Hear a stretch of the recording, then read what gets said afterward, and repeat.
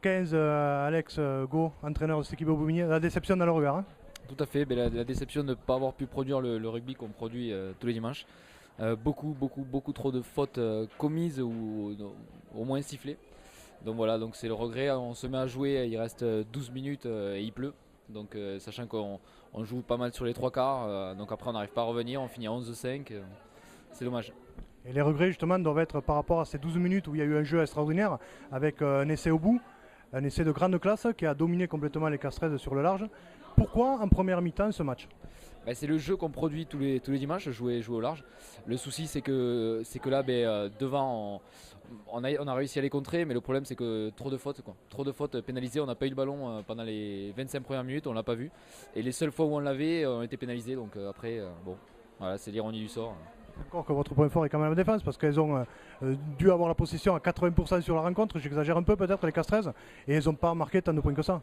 Bah, je pense que sur la première mi-temps, oui, effectivement, la possession doit être 80-20, mais le 80-20 en étant dans nos 22 surtout, et au final il y a 3-0 à la mi-temps. Donc c'est vrai que la défense tient le coup, mais on laisse beaucoup de jus, et après la deuxième mi-temps, elles arrivent à dérouler. C'est vrai que comme tu disais, le jeu était plus au large côté Bobigny. Première mi-temps c'était faisable, en deuxième mi-temps avec le temps qu'il a fait, c'était plus compliqué, hein. Ben ouais, c'est exactement le résumé. Il aurait fallu qu'on arrive à jouer derrière dès le début, on le savait, on voulait les déplacer au maximum, elles sont plus lourdes que nous. C'est la première équipe qu'on rencontre qui est beaucoup plus lourde que nous, d'habitude c'était nous. Et donc on voulait les déplacer, les mettre au large le plus vite possible. Mais encore une fois, Saint-Malo, c'est pas faisable.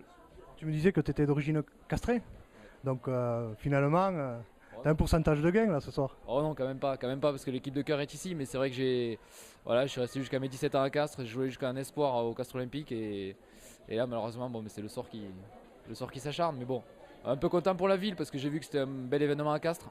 Ils avaient fait pas mal de choses pour les filles, mais bon, des regrets pour l'équipe de cœur que j'ai suivi toute l'année quand même. L'année prochaine en Fédéral 1 quand même. Alors non, normalement non, parce qu'en fait on a une équipe en élite et il faut qu'il y ait deux divisions d'écart.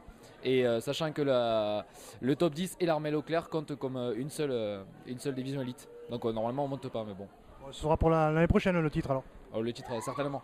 Certainement. Allez, bye, merci. Allez, au revoir.